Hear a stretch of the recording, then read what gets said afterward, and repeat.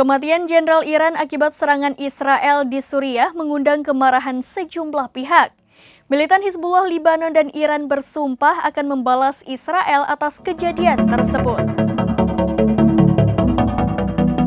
Kematian Jenderal Iran akibat serangan Israel di Suriah mengundang kemarahan sejumlah pihak.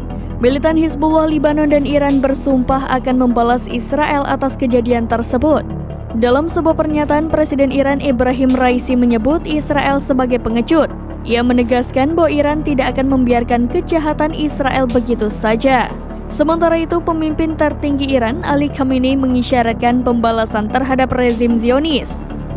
Menurutnya, pembalasan itu akan membuat Israel menyesali tindakannya. Adapun serangan Israel di Suriah pada Senin 1 April 2024 menewaskan Brigadir Jenderal Mohammad Reza Zahedi. Ia merupakan pemimpin pasukan elit Quds di Libanon dan Suriah hingga tahun 2016. Serangan ini juga menewaskan wakil Zahedi, Jenderal Muhammad Hadi dan 5 perwira militer lainnya. Menurut Hizbullah, Zahedi berperan penting dalam memajukan kelompoknya di Libanon.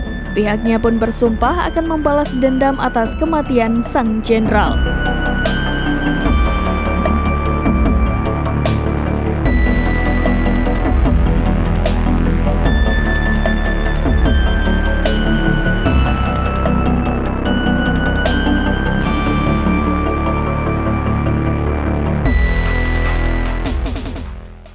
Demikian informasi terkini Syedar Alun. Saksikan terus berita lainnya di kanal YouTube Serambi News, website dan Facebook serambinews.com.